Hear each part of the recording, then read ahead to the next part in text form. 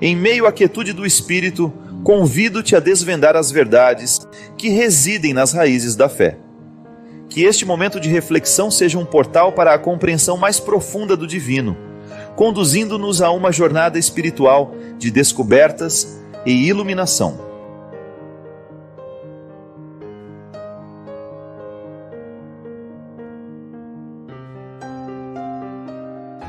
A igreja nos convida a viver nesse tempo forte de conversão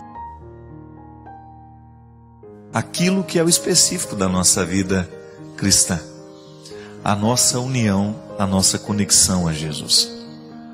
Quanto mais Jesus viver em nós, maior será a nossa condição de ser cristão. Esta presença de Deus na história através de nós. A gente sabe que são os nossos excessos que impedem muitas vezes de nós nos transformarmos em verdadeiros cristãos. São os excessos da vida que fazem parte de nós, né? Há uma mística interessante que é para a gente viver na quaresma, que é a mística do sacrifício, do jejum, da oração. Quando a igreja nos propõe o jejum, a oração, o sacrifício, outra coisa ela não quer senão nos dar a oportunidade de julgar fora um pouco dos nossos excessos. Todo mundo sabe o que é uma viagem com muitas malas, né? Como a gente fica cansado só de carregar tanta bagagem. Às vezes na vida vai acontecendo muito a mesma coisa. Nós vamos ficando pesados à medida em que a gente vai vivendo. Nós vamos ficando com excessos. E de vez em quando, o sacrifício, o jejum, a oração, vai nos sinalizando para aquilo que a gente precisa deixar. O sacrifício por ele mesmo não tem sentido. Ele está sempre em vista de um bem maior. A restrição de hoje me ensina uma disciplina que é necessária para a vida cristã. Disciplina é uma palavra que nós deixamos de viver muitas vezes. Nós não queremos muita disciplina, por quê? Porque a disciplina vai exigir de nós. Se você se compromete a ter uma regularidade, se você se compromete a dormir um pouco mais cedo, você vai ver que você vai ter que fazer sacrifício, porque nós somos estimulados demais para a gente ficar acordado até tarde. E a disciplina de dormir cedo, ela faz bem demais ao coração, ela faz bem demais à saúde. Você vai ter um coração mais saudável. Os médicos nos ensinam que muitos problemas cardíacos estão diretamente ligados à falta de sono. O estresse, a depressão, nascem muitas vezes de um jeito irregular de viver. Veja bem que na quaresma a gente se exercita no sacrifício, mas isso deveria acompanhar a nossa vida toda. E a igreja é sábia quando ela nos propõe essas regras, esse jeito interessante de lapidar os excessos. Quaresma é um tempo de julgar fora um pouco dos nossos excessos. Jogar fora um pouco daquilo que está nos pesando, né? Eu me lembro que nós sempre tínhamos o hábito, quando terminava o ano, quando a gente ia mudar de série, né? Que a gente pegava os livros velhos que não iam ser mais usados na escola, a gente sempre dava um jeito de passar aquilo tudo para frente. Alguém vai precisar, e a minha mãe sempre nos ensinava isso. Esse livro você não precisa mais, então passe para quem você precisa, para que possa chegar o novo. Porque senão a gente não tem espaço na mochila, não tem espaço na bagagem para tanta coisa, não é verdade? Muitas vezes na nossa vida espiritual acontece a mesma coisa. Nós deixamos de receber a novidade é porque a gente insiste em manter os pés naquilo que é velho. O comportamento é a mesma coisa. Se a gente precisa ter uma nova postura diante da vida, nós precisamos dar um jeito de jogar fora aquela postura antiga, porque senão o novo não vai prevalecer. E a igreja nos ensina que nós temos todo um instrumental de vida cristã para nos ajudar a lapidar esses excessos. A Eucaristia, a presença real de Jesus, a oportunidade que nós temos de nos configurar ao Cristo. Ao receber a Eucaristia em mim, eu me transformo naquilo que recebo. Isso é lindo. Jesus é vivo no meu coração toda vez que eu me aproximo do altar do sacrifício. A confissão, quando eu jogo os meus pecados fora, né? Quando eu conto para o sacerdote os pecados, os meus pesos, e dele recebo a absolvição, estou recebendo uma nova certidão de nascimento. É como se Deus tivesse me dado a oportunidade de nascer de novo. Todos os meus pecados estão absolvidos. E ali eu recebo uma oportunidade de vida nova. A oração, seja através da palavra, ou seja através das orações tradicionais, seja através da oração espontânea, são conexões que eu posso viver com o coração de Deus. Fico muito assim motivado a falar disso. Nós estamos cada vez mais deixando a palavra de Deus de lado, né? Não faz parte muitas vezes da nossa vida. Nossa vida corrida, nós não temos mais aquele tempo de parar, de refletir o evangelho do dia. Eu me recordo que no meu início de caminhada, esse era um hábito que eu gostava de ter todos os dias de manhã. Meditar o evangelho do dia. Não significa a meditação da missa, aquele momento da missa. Não, um momento à parte. Geralmente quando a gente vai para a missa, nós já temos que estar no clima do evangelho do dia. Gente, isso não custa nada. Às vezes 2 minutos são o suficiente para nós fazermos a leitura do evangelho. De manhãzinha, logo quando nós acordamos. Tomar o conhecimento com a palavra que a igreja elegeu para nortear todos os cristãos no mundo inteiro. Ao ler o evangelho do dia, você está em comunhão com toda a igreja do mundo. O mesmo evangelho que está sendo pronunciado aqui, que está sendo proclamado aqui, está sendo proclamado na Europa, na Ásia. Nós estamos em comunhão. E esta palavra de Deus é um referencial para a minha transformação. Qual é o nosso modelo de conversão? É Jesus. Jesus é o nosso referencial humano. É nele que nós prestamos atenção. Queremos ter um coração semelhante ao dele. E a melhor maneira de conhecê-lo é através da palavra. Toda a pregação da igreja gira em torno da palavra. Nós anunciamos Jesus vivo e ressuscitado. E um dos lugares em que nós temos esta ressurreição, esta presença viva, é a palavra. Então você vai ver que durante a quaresma você pode intensificar. Não significa que é só na quaresma. Na quaresma nós intensificamos essas oportunidades que Deus tem de entrar na nossa vida, de agir no nosso coração, de mudar o nosso jeito de ser. Você pode ter certeza que muita coisa vai ficar melhor na sua vida à medida que você permitir que Deus seja em você. Pode observar, minha gente. Geralmente os nossos sofrimentos nascem de regiões da nossa vida e do nosso coração onde Deus está ausente. Porque se Deus não preenche o espaço, nós vamos dar um jeito de preencher com aquilo que é humano, com aquilo que é frágil. E geralmente aquilo que é humano e frágil não nos sustenta durante muito tempo. Agora, aquilo que é humano e frágil, mas está sob o comando de Deus, esse vai durar. Por quê? A bênção e a graça de Deus nos sustenta nessa hora. Eu continuo tendo todos os pecados do mundo, todos os limites do mundo, você também. Mas a certeza de que Deus está, que nós não nos perdemos de Deus, é que nos dá garantia para a gente não deixar de continuar. E a quaresma é esse tempo especial que a igreja nos chama, nos abre os olhos para aquilo que nós estamos deixando de lado. E é sempre bom a gente tomar consciência daquilo que nós estamos esquecendo da nossa vida cristã, para que a gente possa reassumir. Reassumir esses compromissos com Deus é dar a Ele a oportunidade de continuar agindo e trabalhando em nós.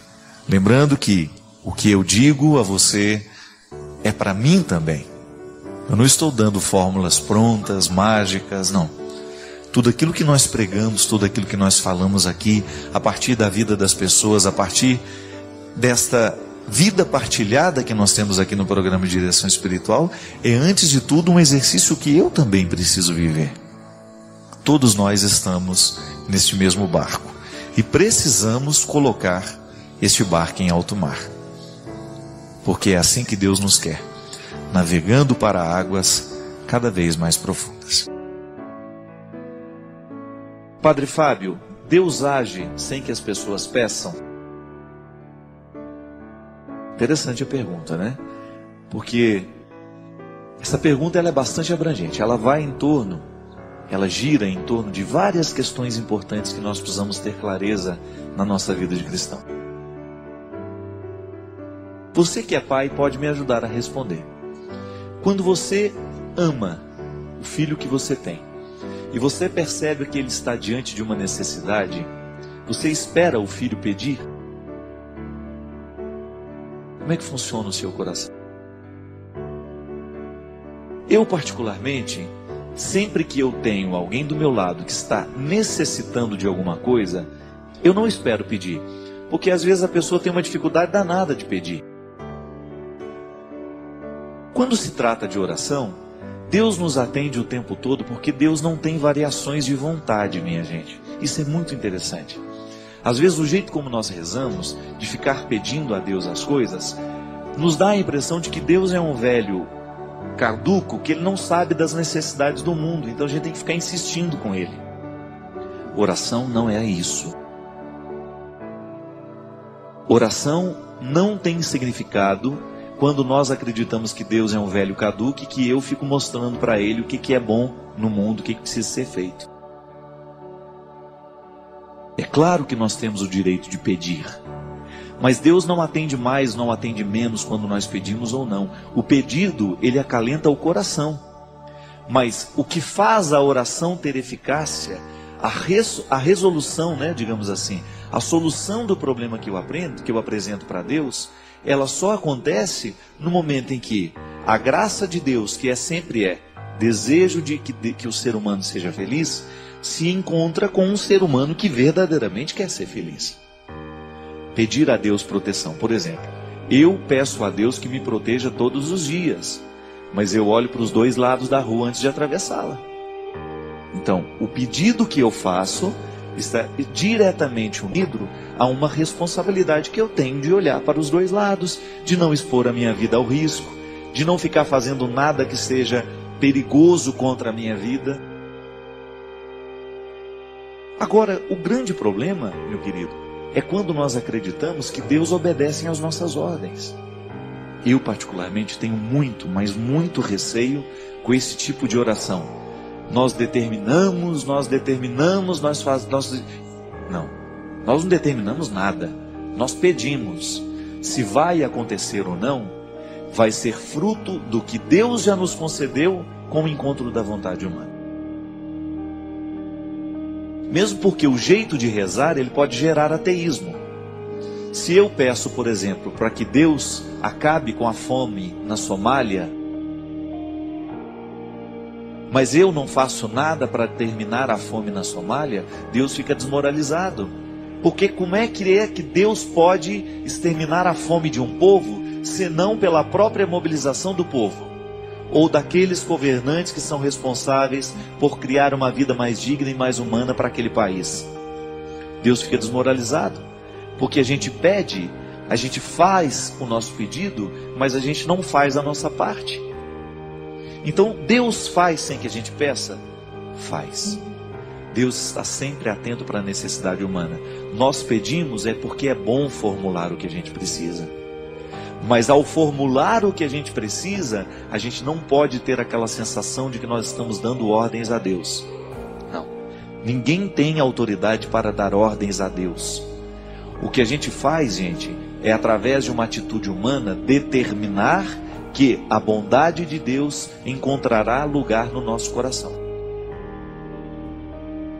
É aquela velha história do bom samaritano. Aquele homem está caído, todo machucado, e Deus está ali do lado dele, esperando que alguém faça. Deus não tem como recolher o doente do chão. Deus tem como dar a saúde, mas aquela atitude de recolher o doente do chão, ela tem que ser humana. Passa um sacerdote, finge que não viu. Passa um levita, finge que não viu. Até que passa um samaritano.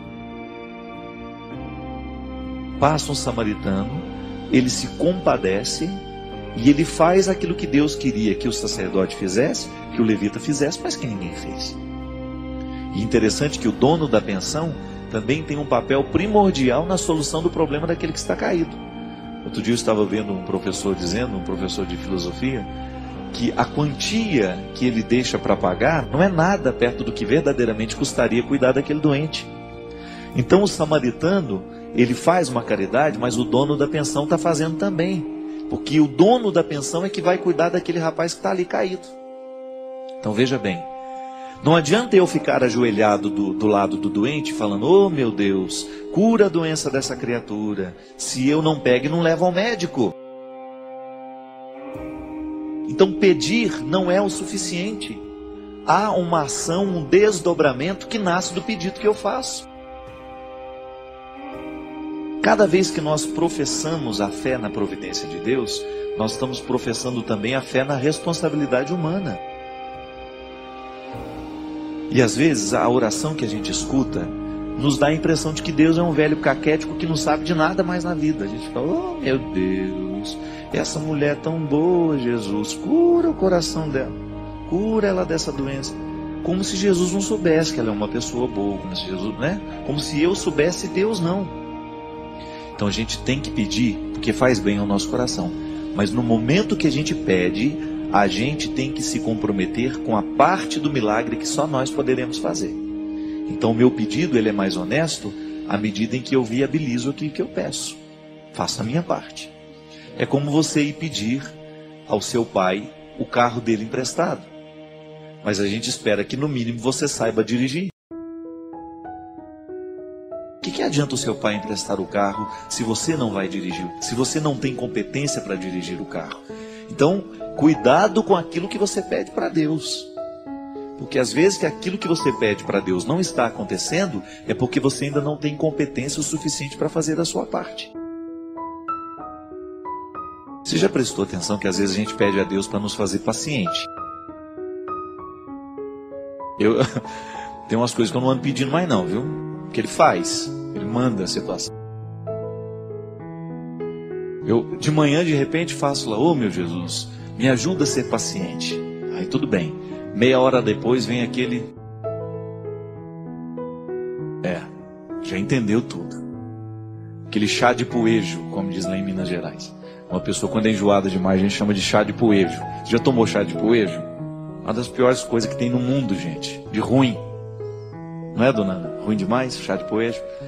Então, quando você está com aquele chá de poejo, que mede 1 metro e pouco do seu lado, conversando fiado na sua cabeça, te enchendo o saco, falando e conversando, e papapá, tirando a sua paz, aí você lembra que você rezou de manhã, pedindo a Deus que lhe desse paciência. Ô Jesus, me faz paciente. Mas ela não quer ser incomodada. Pô, como é que vai ficar paciente se não passar pela experiência de encontrar um chato no meio do caminho e ter paciência com o chato? Aí depois pede a Deus, ô meu Jesus, me faça generoso, tá certo? Mas aí você começa a esbarrar nos pobres toda hora. Ô, você podia me ajudar aqui? Às vezes nem é financeiramente não. Ô, me ajuda a resolver esse probleminha. Ah, agora não posso, não tem tempo. Mas de manhã pediu para ser generoso, para ter um coração bom. É a jaculatória que a minha mãe ensinou para a gente quando era pequeno. Sagrado coração de Jesus, fazei o nosso coração semelhante ao vosso. Cuidado, viu, na hora que você reza. Cuidado com o que você pede para Deus, porque Ele faz e às vezes não acontece, é porque você ainda não teve coragem de colocar a sua parte na história. Que dá trabalho mesmo, gente. Oração é via, vai e vem. Deus não faz tudo por nós, não. Existem coisas que só Deus pode fazer e existem coisas que só nós podemos realizar. E Ele não vai ficar se metendo naquilo que é nosso. A responsabilidade que eu tenho diante daquilo que eu peço é minha. Senhor, mata a minha fome. Não me deixa passar fome. Aí Ele te dá saúde para você trabalhar. Senhor, não me deixe morrer doente. Ele te dá saúde, mas agora vai cuidar. Senhor, me faça paciente. Ele te dá um chato de galocha para você ter paciência com ele e exercitar-se. Senhor, me faça generoso. Ele vai colocar um monte de pobre, de gente necessitada do seu lado, e você vai ter que reagir diante do que você rezou. Então, Deus faz quando a gente não pede? Faz. Faz quando a gente pede? Faz também. Só que tem um detalhe. Em tudo que Ele faz, sem que a gente peça ou quando a gente pede, Ele vai nos pedir uma outra parte daquilo que a gente rezou. Se a gente pediu a Ele, pode ter certeza que Ele também vai pedir alguma coisa para nós. Padre Fábio, queria te pedir uma direção espiritual sobre o distúrbio bipolar de humor. Queria perguntar ao senhor se essa doença que eu sofro tem cura ou só tem controle. Eu me trato há muitos anos, mas queria saber se tratamento pode realmente dar um resultado. Sofro muito com essa doença e queria pedir uma orientação. É verdade, minha gente. Quantas pessoas hoje estão sofrendo com o distúrbio bipolar? É uma coisa impressionante como que esta doença está crescendo entre nós. Fruto do estresse, né? Dessa vida moderna que nós levamos, essa vida irregular. Então, a medicina já avançou muito, a gente sabe, eu não sou médico, mas a gente tem informações de que hoje existe realmente um tratamento. Eu não sei se isso existe cura, é uma boa pergunta que você me faz, porque existem doenças que realmente não têm cura. Você tem controle da doença. Você vai ficar eternamente precisando tratar daquilo. Mas não é nenhum problema, né? É como quem tem diabético, né? Eu tinha uma visão tão distorcida da diabetes, né? A Mônica, a que trabalha lá no escritório, que é a pessoa principal responsável pela minha logística, pelos meus deslocamentos, né? A Mônica tem diabetes.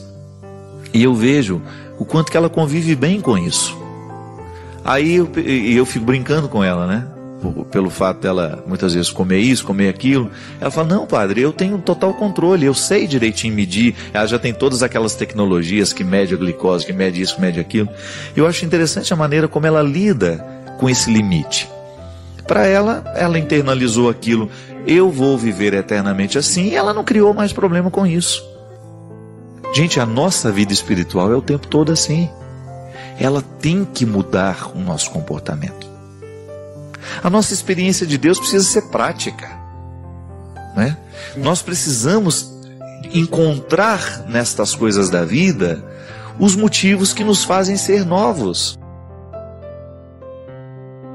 Quantas vezes na nossa alma as coisas acontecem assim também? Quantas vezes dentro do seu coração as coisas não estão boas, você está se sentindo amargurado, você está se sentindo decepcionado com tantas coisas? Mas para isso não tem comprimido. Para isso não tem comprimido.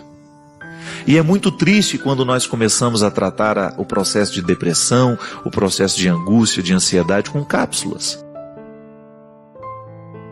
Se a gente descobre que tem uma doença que vai precisar tratar para o resto da vida, isso não pode se transformar numa causa de sofrimento para nós mesmo. É claro, sofrimento nós vamos ter. Pô, eu não gostaria de ter que passar o resto da minha vida tomando aquele bendito medicamento. Mas se num determinado momento da minha vida isso me acontecer, vamos buscar a reconciliação com essa situação. Não vamos ficar sofrendo porque eu agora descobri que tem transtorno bipolar e vou ter que tomar esse medicamento para o resto da minha vida. Não tenha problema com isso. Eu acho que é interessante que algumas doenças até trazem para a pessoa uma disciplina que antes ela não tinha. Não é verdade? Quantas vezes você vê que aquela pessoa encontrou a disciplina porque descobriu que tinha a tal da doença. Então, a partir do momento que se cuida, que se trata, que está sendo disciplinada, ela acaba fazendo um bem danado a ela. É igual o Padre Léo dizia, de maneira muito interessante, né? Ele falava assim, que todo mundo deveria viver como se tivesse AIDS. Aí uma vez eu escutei ele falando isso e depois, mas como assim, Léo? A pessoa que tem o vírus do HIV, desde o momento em que ela descobre, ela começa a tomar o medicamento. Tudo bem, então ela vai fazer com que o organismo dela reaja, né, para combater aquele vírus, aquele invasor que está ali dentro. Só que todo portador do vírus HIV tem que mudar de vida assim que descobre. Porque ele vai ter que começar a ter 8 horas de sono, ele precisa começar a fazer uma atividade física, ele precisa controlar bem a dieta alimentar. Não significa não comer, mas significa comer bem. Por quê? Porque ele sabe que ele tem um sistema imunológico fraco. Porque o grande problema do vírus do HIV é esse, né? Ele ataca diretamente o sistema imunológico. Então, se ele fragiliza o sistema imunológico, uma gripe que para uma pessoa que não tem o HIV não é problema, para ela é. Porque pode evoluir, pode virar uma pneumonia.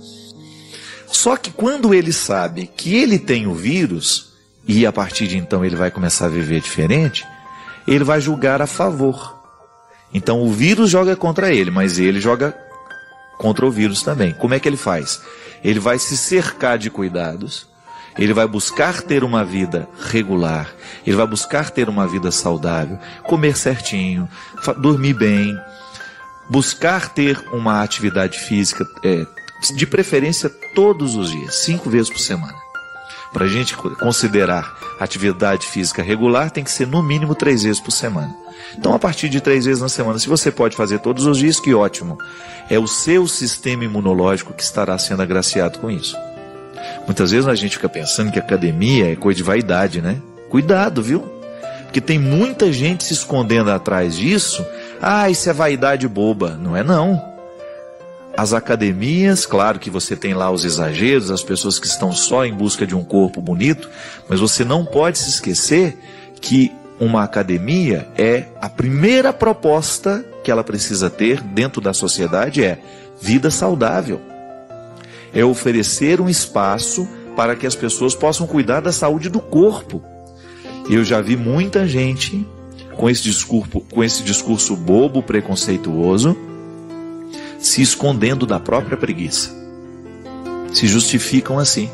Eu digo isso para vocês, gente, porque eu era preguiçoso também. Eu tinha uma preguiça danada de fazer uma atividade física. Minha vida mudou tem uns 8 anos para cá. Eu não fazia nada. Fiz durante a minha adolescência, durante o tempo que eu estava no seminário, mas depois fui cada vez ficando mais preguiçoso. E a gente sabe que quando a gente descobre, e eu descobri nessa hora, né? Eu estava com algum problema imunológico também, que até hoje eu não consegui descobrir o que era. A minha imunidade ia no pé. Eu naquele ritmo de mestrado lá em Belo Horizonte, trabalhando muito, quando descobri que eu tinha um problema, fiz todos os exames de sangue, não detectava nada, não descobri absolutamente nada de errado comigo. Mas o que eu sabia é que eu estava vivendo um processo de estresse, e que se eu não mudasse a minha vida, eu iria morrer muito cedo. O médico me disse, olha padre, o senhor vai viver muito pouco, porque com 31 anos, o senhor está vivendo, com 30 anos na época, o senhor está vivendo um processo como se eu tivesse 50 anos já. O que eu tive que fazer naquela época? Buscar mudar a minha vida. A ação de Deus na nossa história é assim, minha gente. Quando Ele acende a luz amarela, corra, faça alguma coisa antes que acenda a vermelha. Muitas vezes na vida nós ficamos esperando acender a vermelha, aí já não dá mais tempo de fazer nada. Eu me lembro na época, né, que o Robson morreu, que ele descobriu que tinha o câncer. Eu estava muito apavorado, né, na primeira cirurgia dele, e eu perguntei a um médico amigo meu, eu falei assim, doutor, ele teve isso e aquilo, o que a gente faz agora com a alimentação dele, para ele se recuperar logo, para ele ter força para enfrentar essa doença? O médico olhou para mim e disse, olha padre, eu sei que o senhor está muito bem intencionado, é seu amigo, só que a alimentação também não é milagre. Se o seu amigo não comeu bem a vida inteira, se ele não teve uma disciplina a vida inteira, não é agora, ele começando agora porque teve câncer, que vai modificar alguma coisa. É claro, tem que fazer o que pode. Porque se ele vencer esse câncer, isso começa a acumular agora. Ele disse para mim, a alimentação na nossa vida é cumulativa. Você vai se alimentando bem, você vai cuidando bem do seu organismo, e quando chega a doença, você reage melhor. Eu achei interessante porque quando eu tive o meu problema de fígado, né? O que o doutor Antônio falou para mim, que foi o médico que cuidou de mim lá em Petrópolis? Padre, a sua sorte é que a doença chegou no senhor no momento em que o senhor já tinha mudado de vida. O senhor já tinha aí uns 3, 4 anos de vida disciplinada, de atividade física, de alimentação regulamentada, de um bom cuidado com a saúde. Então, o senhor está respondendo bem, muito embora eu quase morri. Eu quase morri mesmo, porque foi muito sério o que aconteceu comigo. O senhor teve um processo de cuidado que ajudou o senhor agora nesse momento. Então, quando a luz ficou amarela, o senhor estava preparado para vencer. Então, muitas vezes, minha gente, quando você descobre uma enfermidade, por exemplo, hoje o bipolar é um problema sério. O que você vai fazer? Além do medicamento que o médico dá, arruma, a partir da doença que você tem, do momento que você está vivendo, descubra um motivo espiritual para você mudar. O que muitas vezes falta na nossa vida é a gente prestar atenção que a luz está amarela. Que alguma situação de perigo pode acontecer. Muitas vezes nós tratamos a doença só com o comprimido. E isso expressa também uma preguiça em nós. O comprimido não vai agir sozinho. Claro, se você tem uma bactéria, se você toma aquele antibiótico, o antibiótico vai cuidar do seu organismo. Mas você, como pessoa, você começa a ter também um compromisso com a sua doença. Então tá bom, eu preciso fazer um repouso para este remédio agir melhor em mim. Aí muitas vezes a pessoa desconsidera isso, não faz esforço nenhum, quer que o remédio haja sozinho. Nós não podemos ser tão irresponsáveis assim. Então, se ocorre alguma situação, todo mundo hoje enfrenta problemas de doenças, né? Nós estamos ainda com os requisitos da gripe suína. O que isso nos ensinou? Que toda gripe é perigosa. Toda gripe pode evoluir para um problema mais sério. Só que nós nos acostumamos a ficar gripados, né? Então a gente não fez muito mais coisas. A gente vai e continua a nossa vida, a gente espirra na frente do outro, a gente espirra dentro dos ambientes fechados. Independente se a gente pode pensar que ali pode ter uma pessoa com problema de imunidade, que aquela gripe que não me faz tanto mal pode matar o outro. Isso é muito sério. Foi a grande lição que a gripe suína trouxe para nós. Nós não temos o direito de negligenciar a nossa saúde. Nós precisamos ter cuidado, nós precisamos lavar as mãos, nós precisamos ter cuidado com o outro. Eu não tenho o direito de espirrar em cima do outro. Não é? Tudo isso. Uma situação gerou uma mudança de comportamento. Mudou o pensamento, mudou a alimentação, você tem a possibilidade de mudar um ser humano por completo. Espiritualidade é isso. Quando a gente descobre que há uma integração total, plena entre espírito e o corpo. É neste corpo que o espírito está. É nele que eu preciso viver a dimensão bonita dessa integração. Não sou só corpo, não sou só espírito, né? Eu sou uno. A antropologia cristã nos ensina esta unidade de corpo e alma. Eu estou vivendo a minha experiência aqui. Quer cuidar bem da alma dessa pessoa, das doenças da mente? Então vamos cuidar bem deste corpo. A regressão é um processo terapêutico que os profissionais é que fazem, né? Muito contestado. Tem muita gente, tem muito psicoterapeuta que gosta da regressão, tem outros que não. A regressão inconsciente, que é aquela que a pessoa parece que ela está dormindo, né? Ela é induzida a um processo, sei lá se chega a ser, acho que não é inconsciente aquilo. Ela toma um contato com a própria vida, com a própria história, com os fatos, naquele estado que não é o de consciência igual nós estamos agora. Então ali, segundo essa perspectiva, eles acreditam que muitos traumas são curados, porque a pessoa chega a um nível de reflexão, de contato com aquela realidade que conscientemente ela não tem coragem de chegar por causa dos medos, os bloqueios que o próprio fato causou dentro dela. Por outro lado, tem na psicologia de Jung, né, eles trabalham um pouco dessa regressão mais consciente. Eu acredito muito que a mudança de hábitos, ela favorece a nossa vida psíquica. Eu sei que dentro dessa perspectiva, a regressão é consciente. Ela acontece sem essa necessidade de ficar lá meio num estado que não é, né, o consciente, mas ela trabalha com esta regressão consciente, que é o momento que a gente vai conversando, porque regredir é isso, né? Não tem muito mistério, né? Agora é bom que você esteja acompanhado por um profissional, né?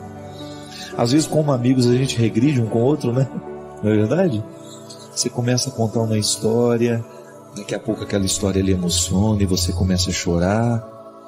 A gente só conta isso à medida em que a gente se sente acompanhado, que você tem confiança na pessoa que está do seu lado. Quando você tem liberdade de contar a sua história, você de alguma maneira você está fazendo a regressão. Não estou falando daquela que você faz dentro do consultório. Eu estou falando deste processo de cura que nós muitas vezes podemos viver cada vez que a gente tem coragem e confiança de contar o que nos aconteceu.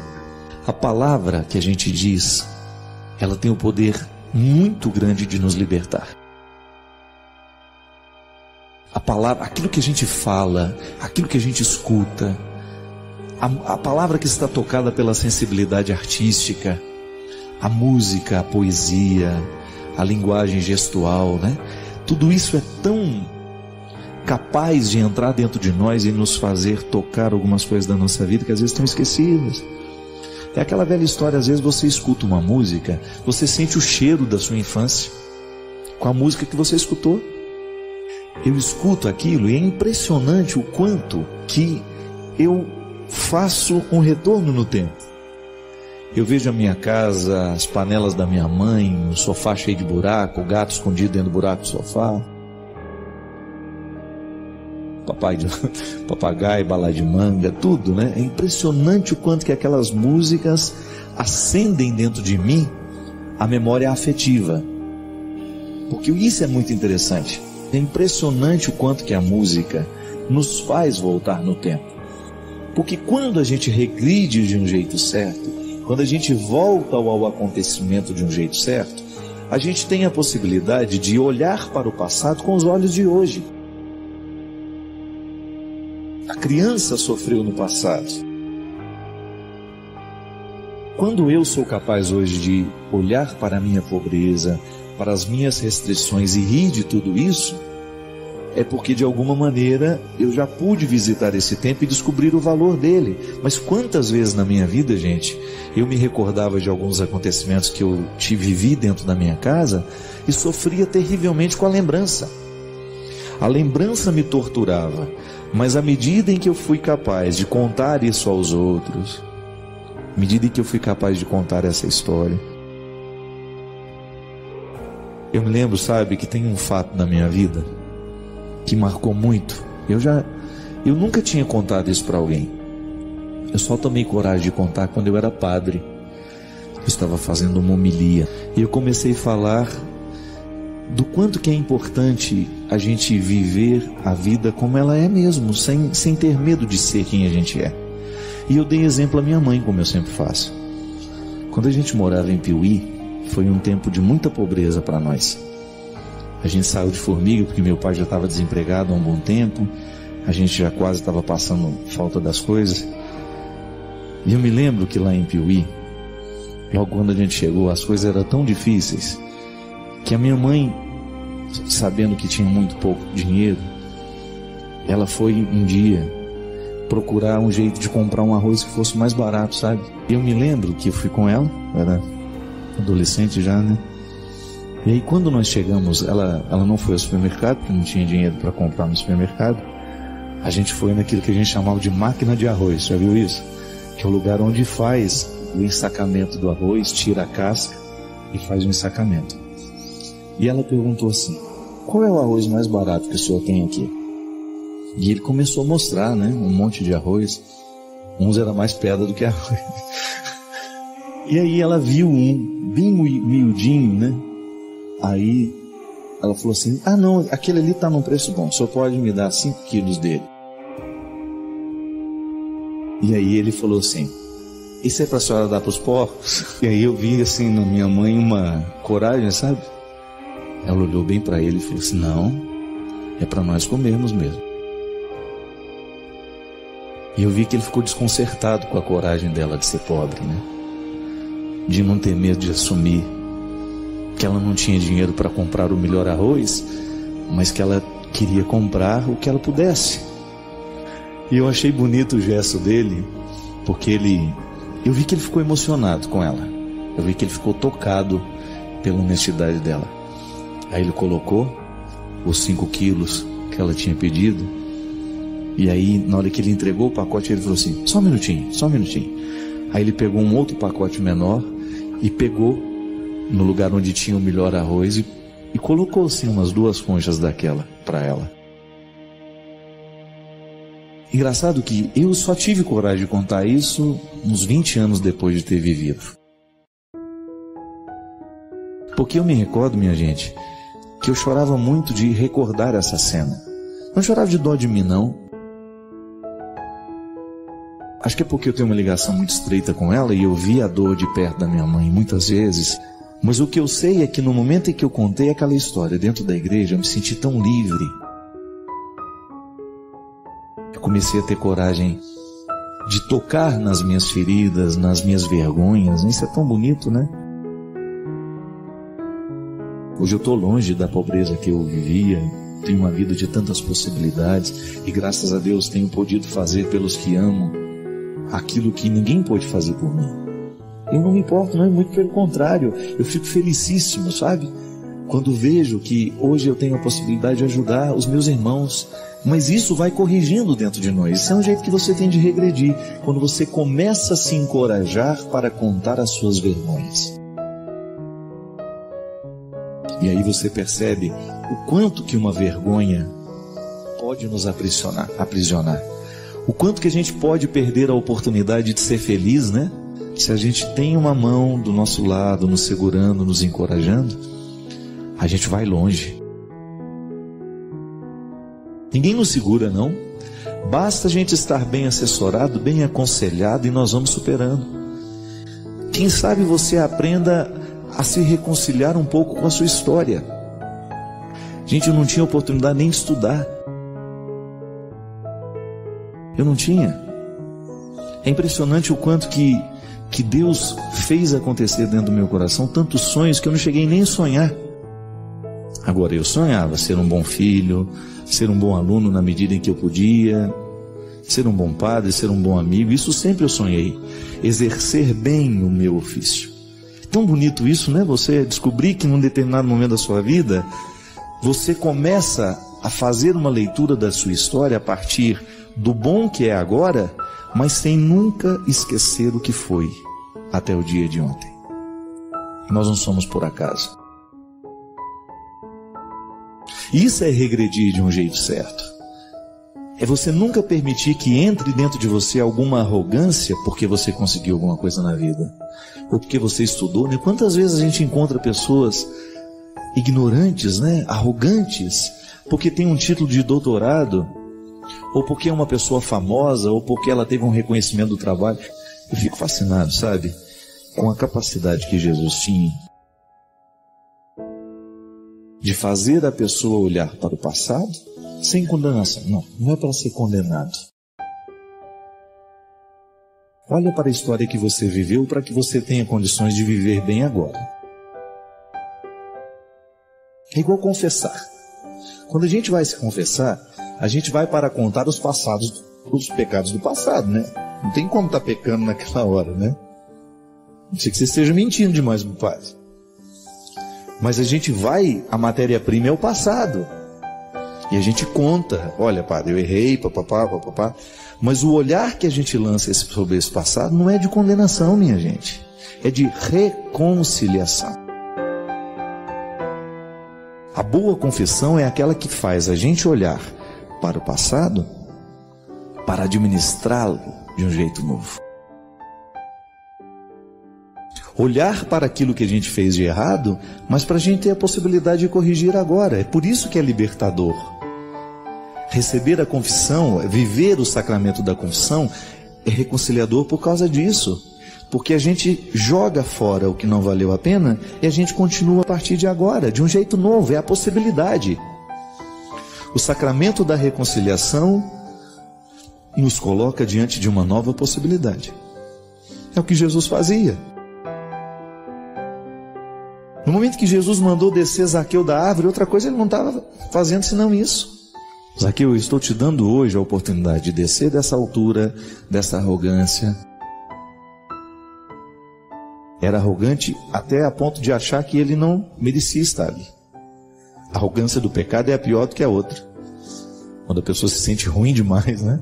Eu sou tão ruim que nem Deus me quer. Essa é a pior. E ele fala, desce daí, meu filho, que o seu lugar é aqui do meu lado. É tão bom a gente ouvir isso, minha gente. Quando você acha que o outro vai mandar você embora, ele olha e fala, não, é do meu lado que eu lhe quero. Uma das coisas mais bonitas que o Padre Léo sabia fazer era isso. Quando você chegava lá em Betânia, na comunidade que ele fundou, que hoje o Padre Vicente luta com tanta dificuldade para manter. O que a gente mais via era isso. O Léo feliz, realizado ao lado dos miseráveis. Gente que não tinha muita perspectiva de vida, miséria mesmo. E ele feliz. E uma vez ele me contou, ele me confidenciou. Eles me lembram quem eu sou. Mesmo que eu esteja bonitinho por fora, mesmo que os meus dentes estejam todos arrumadinhos, mesmo que a minha roupa esteja limpa, mesmo que eu não esteja drogado, os meus meninos, os meus filhos, lembram a minha indigência. E ao cuidar deles, eu cuido de mim também. O tempo todo nós precisamos viver essa experiência. Olha, eu quero deixar o que passou agora e eu quero começar uma nova vida. É o que Deus nos propõe, minha gente. E é o que nós precisamos querer. Queira também. Queiramos juntos. O mundo fica muito mais fortalecido, muito mais bonito, muito mais agradável quando nós nos dispomos a fazer essa experiência. Deixo o que não valeu a pena e assumo o bom da vida que Deus me prepara e que me entrega agora. Eu quero. Queira também. Porque quando a gente quer juntos, a vida fica muito mais bonita, porque a gente percebe que há outras pessoas que estão lutando pelas mesmas causas que nós. Padre Fábio, a insegurança, o medo, a ansiedade e o intenso conflito entre a razão e o mais profundo desejo do meu coração são sentimentos que sempre fizeram parte da minha vida e que me causaram muitos prejuízos em todos os campos da minha existência. Seja no campo familiar, seja no profissional, no afetivo. E eu decidi que eu quero me libertar de tudo isso, Padre. Quero mudar. Não aguento mais sofrer tanto. Vivo angustiado, deprimido, confuso e sem forças. Tudo que faço na vida costuma dar errado. Quero viver uma vida plena, quero ser feliz. Uma vida simples e sem complicações. É só o que quero. Certa vez ouvi, assistindo uma palestra do Senhor, que nascer dói e que nascer de novo dói ainda mais. Eu estou tentando nascer de novo, pois vivo uma vida de pecado e lhe confesso que realmente dói. Quero entregar minha vida a Deus e para tal que tenha forças, porque o que o mundo oferece é muito atraente, porém são ilusões e armadilhas. Peço que o Senhor me ajude, que o Senhor me conduza numa direção a partir de tudo aquilo que eu te considero um rapaz bom, honesto, trabalhador, inteligente, querido, pela família, pelas pessoas, mas realmente estou precisando de uma mudança. E estou disposto a entregar a minha vida a Deus. E a partir disso, Wanderson, lá de Pedralva, Minas Gerais. Obrigado, Wanderson. Obrigado pelo testemunho, né, que também é uma partilha. Ao mesmo tempo que você fala das suas lutas, você fala também das suas esperanças. Isso é importante. Wanderson, na vida, nós precisamos descobrir o nosso lugar, né? Eu acredito que todas essas ansiedades que são próprias, eu não sei qual é a sua idade, mas sinto que você vive um momento de muitos conflitos. Todos nós passamos por isso, né? A psicologia chama isso de crise normativa. Por que é normativa? Porque é normal, todo mundo passa. Eu passo, você passa, o Ivanilson passa, as pessoas que estão aqui. Existem algumas fases da nossa vida que essas crises são mais agudas. A primeira grande crise, por exemplo, que nós enfrentamos, do ponto de vista existencial, é justamente a adolescência. Porque na adolescência a gente vive uma fase de transição. A gente já não é mais a criança que era, mas também a gente ainda não é o adulto. Então essa fase é uma fase de desconforto existencial. Todo mundo que convive com um adolescente sabe. O adolescente é meio revoltado, né? Ele acha que o mundo está todo errado, ele não se sente compreendido por ninguém. Fase normativa, faz parte da vida. Quando nós vivemos essas fases, e ela pode vir em outros momentos da vida, existem alguns profissionais que dizem que todo final 9 para nós será sempre de conflito, porque nós estamos finalizando uma fase da vida, começando outra. 9, 19, 29, 39, 49, 59, isso que tem a graça de depois chegar até o 99. Toda vez que nós passarmos por essas transições, é natural que a gente viva. Mas é natural também que a vivência desses conflitos e a experiência saudável dessas crises venha nos colocar num contexto de sabedoria para que a gente não pense que esta crise é a vida. É uma diferenciação muito difícil de fazer, mas nós precisamos fazer. A crise que eu estou vivendo não pode ser confundida com a vida que eu tenho. Às vezes ela pode ser muito volumosa e me dar essa ilusão de que toda a minha vida está em crise. Não. Às vezes eu tenho uma ou outra crise, por exemplo, no contexto familiar. Posso ter uma crise de fé, no meu contexto religioso, espiritual. Posso de repente ter uma crise com um amigo, né? Posso de repente ter uma crise com o namorado, com a namorada, com o irmão. O grande problema é quando aquele ponto, aquela situação pontuada, começa a abranger a vida toda. Aí então, o conflito que você teve na vida afetiva começa a atrapalhar a sua vida profissional, sua vida familiar, sua vida espiritual. Aí a crise é como se fosse um rio que recebeu água demais, não cabe dentro dele. O que ele faz? Ele transborda. O que nós precisamos fazer? Administrar bem a crise. Como? Primeiramente, descobrir por que ela existe. Por que eu estou angustiado? Por que eu estou tão deprimido? Por que eu estou tão cheio de ansiedades, inseguranças, medos? Que são as palavras que você usou. Por que tudo isso hoje é presente na sua história? Então, ao invés de olhar tudo isso de maneira muito completa, muito totalizante, né? Tente particularizar onde é que nasce esse desconforto. É claro que ele tem uma origem. Claro que ele tem uma causa. A gente sabe que não adianta nada a gente tentar cuidar do efeito se a gente não sana a causa. Não é assim a vida? Se eu tenho uma infecção, não adianta eu só tirar a febre. Eu tenho que descobrir a causa da infecção e trabalhar a causa dessa infecção, que naturalmente a febre vai embora. Crise geralmente é uma febre. É uma febre que vai doer em nós e que vai retirar a nossa tranquilidade, porque alguma coisa está em desarmonia. E aí, meu filho, você precisa saber. Pode ser que a sua crise esteja diretamente ligada ao seu desconhecimento ainda de qual é o seu lugar no mundo. Minha gente, é tão importante isso. A vida precisa nos encaminhar para esse conforto. Eu acho que todos nós merecemos isso. Num determinado momento, você ter aquela satisfação de saber: eu estou no lugar certo.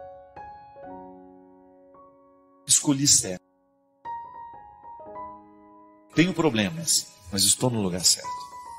Porque a gente não vai tolerar as dificuldades se a gente estiver no lugar errado. Se a gente estiver no lugar certo, se a gente estiver fazendo da nossa vida aquilo que a gente realmente sabe que deveria fazer, as dificuldades que serão próprias deste contexto serão facilmente administradas. Muita gente não consegue administrar o momento presente difícil, é justamente porque tem consciência que está fazendo um erro terrível, está cometendo um atentado contra a própria vida. É aquela velha história: meu Deus do céu, eu estou desperdiçando a minha vida com uma profissão que não me satisfaz. Eu estou comprometendo a minha felicidade num estado de vida que não me realiza. É como se em um determinado momento da minha vida eu descobrisse que eu sou um padre infeliz, que eu não deveria ter sido padre, que eu fui padre por acidente. Seria terrível. Da mesma maneira como alguns colegas meus descobriram que ficaram padres não porque queriam, porque foram empurrados no próprio processo formativo, ou porque não tiveram coragem de sair do seminário, não tiveram coragem de contrariar a mãe, contrariar o pai, a madrinha que já tinha escolhido, que já tinha comprado o paramento para ele, e depois estava lá, numa vida de infelicidade, de irrealização, dando um contra-testemunho terrível. Por quê? Aí todas as dificuldades que são próprias da vida do padre, ele não vai tolerar. Por quê? Porque ele não queria ser padre. Ficou padre por acidente. É como casar com a pessoa errada também. Não queria casar com aquela pessoa, não a amava o suficiente. É por isso que quando vierem as pequenas crises, o casamento vai por água abaixo. Só vai poder suportar as grandes dificuldades, as pequenas lutas do dia a dia, grandes e pequenas, se a gente souber que nós estamos no lugar certo.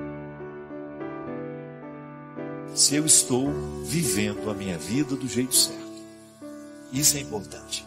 Descobrir qual é o nosso lugar no mundo e fazer de tudo para que nós tenhamos o direito de estar lá, vivendo do jeito certo, nessa coerência existencial. Mesmo porque é isso que Deus quer de nós. Deus nos capacita de dons, de possibilidades, para que a gente possa se encaminhar para o lugar certo e lá a gente se realizar, ser feliz. Lá em Gravatá, uma senhora foi particularmente me encontrar, a dona Musa Maritana de Holanda Lins. E ela me entregou uma cartinha, uma letra bonita até, e falou assim: o senhor me promete que vai ler essa carta? Eu falei: mas é claro, dona Musa, eu vou ler sim. Mas não disse para ela que ia ler em público, eu acho que ela nem queria que eu lesse em público, né? Mas eu vou fazer questão de ler, porque a carta me tocou muito e tem um testemunho que eu acho que vai ser bastante edificante para todos nós. Não é sempre que nós nos deparamos com uma vida contada, né? Com um relato de vida vivida, que também é evangelho. Às vezes, minha gente, eu escuto algumas histórias vividas, tendo a fé como uma base, né? Tendo a fé como mística, que depois que a pessoa termina, a gente tem vontade de falar, a palavra da salvação. Porque aquele relato é bíblico, aquele relato é evangelho. Aquele relato é, para nós, um testemunho de conversão, da mesma forma como nós lemos a Sagrada Escritura e retiramos dela ensinamentos. E esse é o testemunho, gente, preste atenção nisso, que beleza. O primeiro foi de 24 de maio de 1967 até 9 de abril de 1995, quando eu tive o meu maior professor de vida, o meu filho, que por um problema congênito, viveu os seus quase 28 anos com todas as limitações de um tetraplégico, mas com uma alegria, um gosto pela vida tão intenso que contagiava a todos que o cercávamos.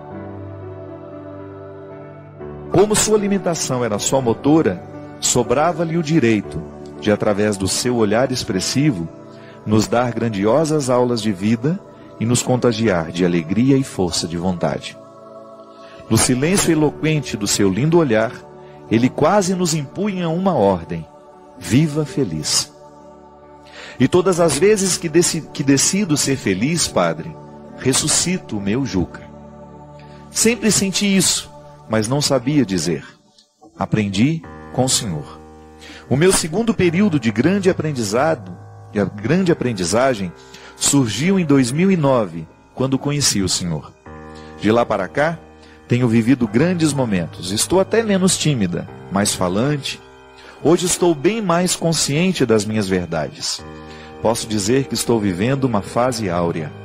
através dos seus livros, de suas palestras, de suas músicas, do programa Direção Espiritual, de tudo que vem do Senhor, a gente torna a vida bem mais interessante. Existe em sua palavra, Padre, um encanto, uma poesia que nos abraça, nos envolve e nos conecta com o bem.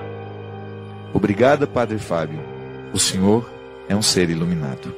Com respeito, carinho e grande emoção, Musa. Ô, Dona Musa, quem me emocionou foi a senhora. Muito obrigado. Quero dizer para a senhora que foi uma honra. Quem me dera eu tivesse lido essa carta antes de lhe receber. Teria sido diferente, né? Nós teríamos tido uma boa e prazerosa conversa, com certeza.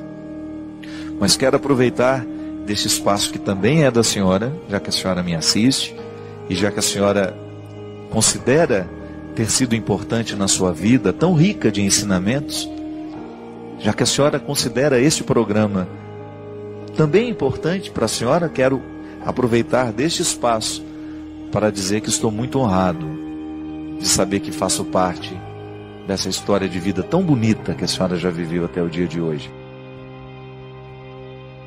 Agradeço a Deus por a senhora ter tido esse filho durante 28 anos, o Juca, e a senhora continuar, mesmo já tendo perdido, a senhora continuar ressuscitando no dia a dia.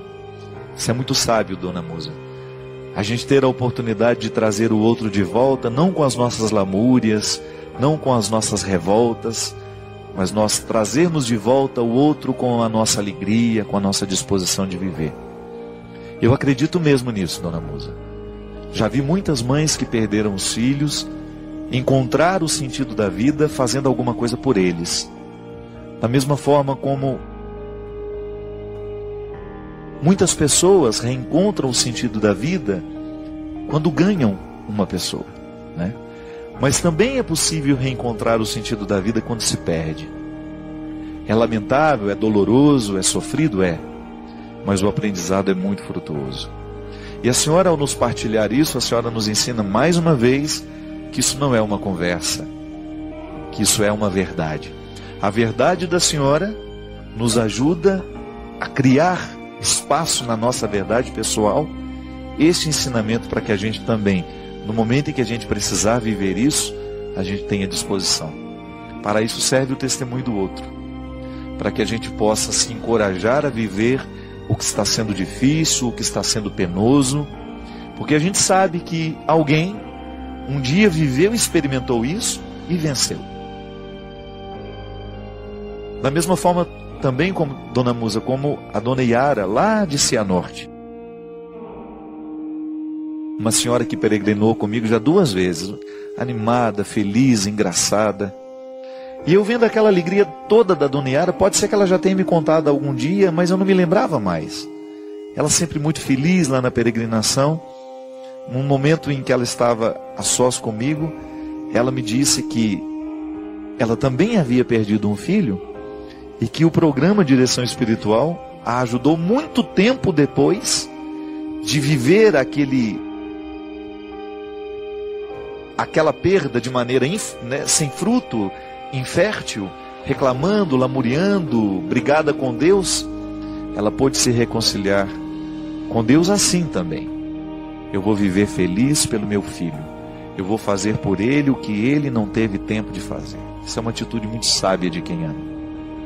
Então, Dona Musa, eu agradeço muito, porque a senhora não só me emocionou, mas me tocou profundamente para reforçar dentro de mim essa convicção. E a senhora pode ter certeza que mesmo a senhora estando tão longe, aí, morando na praia de Boa Viagem, né, aí no Recife, a senhora pode saber, pode ter certeza que nunca mais a gente se esquece desse testemunho. Eu acho que é isso que faz com que a palavra de Deus continue. É isso que faz com que o cristianismo não pare.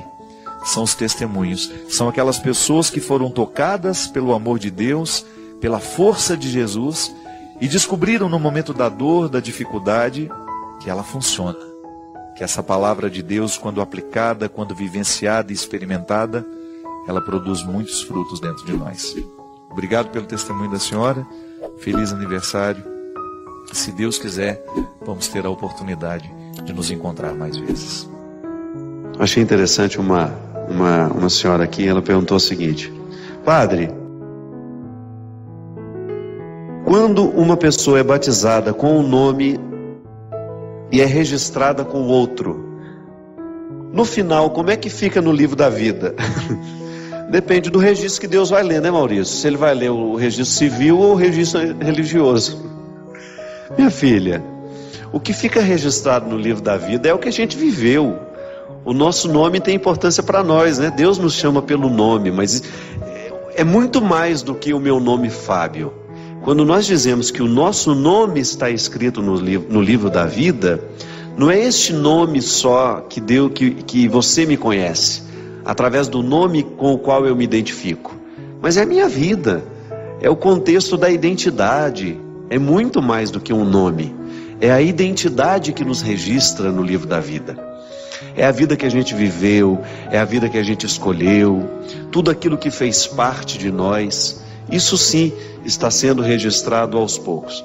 Aliás, é muito interessante essa perspectiva, né? Identificar que Deus está nos lendo através do livro da vida. É uma metáfora muito bonita para nos ajudar a perceber como é que Deus nos olha, como é que Deus nos registra. A cada dia da nossa vida, tudo aquilo que nós estamos vivendo está sendo registrado neste livro, onde Deus tem a oportunidade de nos conhecer diariamente. Mas é apenas um simbolismo, não fique preocupada com isso não. A minha irmã também foi batizada com um nome e registrada com outro. No batismo ela tem um nome e no registro civil tem outro. Não tem nenhum problema não. O que Deus conhece e que está registrado é a identidade dela. E isso Ele conhece profundamente. Não tem equívoco aqui, viu? Padre, podemos dizer que Deus é o esposo espiritual da Virgem Maria? Quem nos pergunta isso é o Luiz Fernando. Olha, essa expressão esposo espiritual, ela já foi usada muitas vezes para compreender o mistério que se passa com Nossa Senhora no momento da concepção do seu menino, né? O Espírito a cobriu com sua sombra e ela se tornou a morada do Altíssimo. Toda expressão que nos ajudar a compreender o mistério é bem-vinda, desde que ela não banalize o mistério. Então, o esposo espiritual, essa expressão faz parte da vida mística, quando todos nós temos o direito de dizer que nós vivemos essa esponsalidade divina, a vida esponsal, esse amor que nos tornam esposos e esposos, né?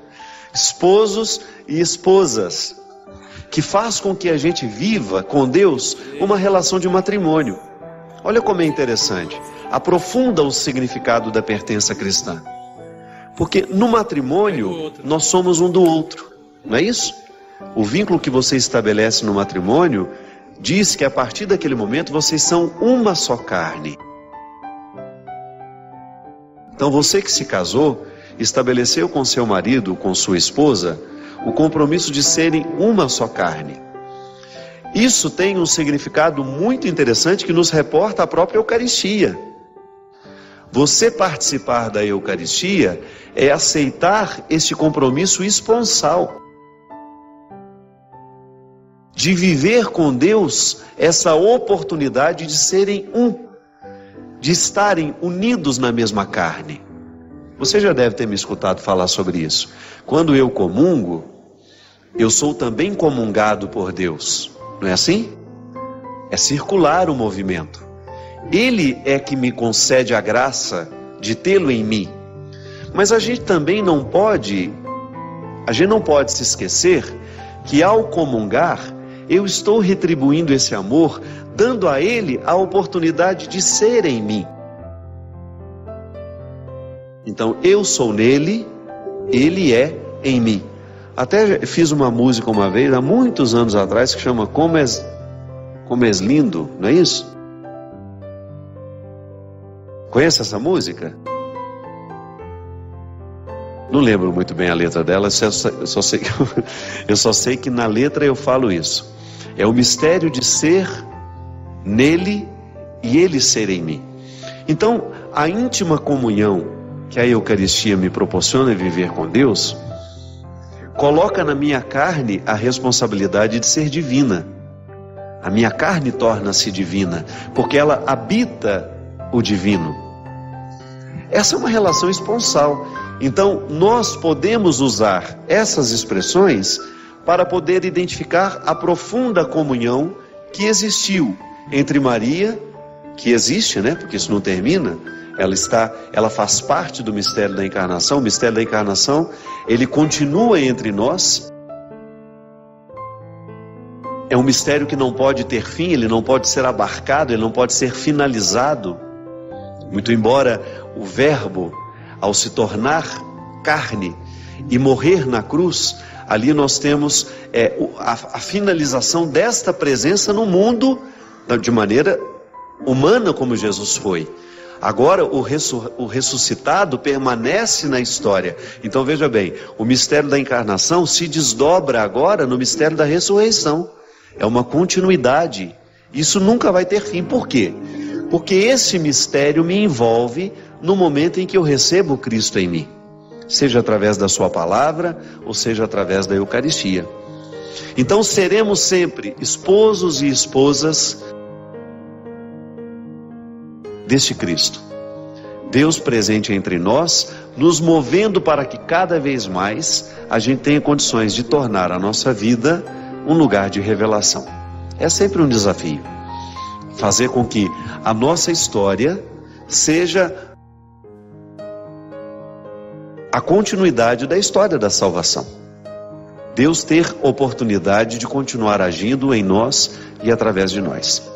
Então será usar essa expressão esposo espiritual da Virgem não é nenhum problema, só não podemos dizer que essa expressão esgota o significado do que aconteceu com ela, da mesma maneira como também podemos usar essa expressão a todos nós que queremos viver com responsabilidade o cristianismo. Obrigado por se juntar a esta comunidade de aprendizado. Nos deixe saber suas ideias nos comentários. Inscreva-se para continuarmos nossa jornada juntos e convide outros a embarcarem nesta jornada.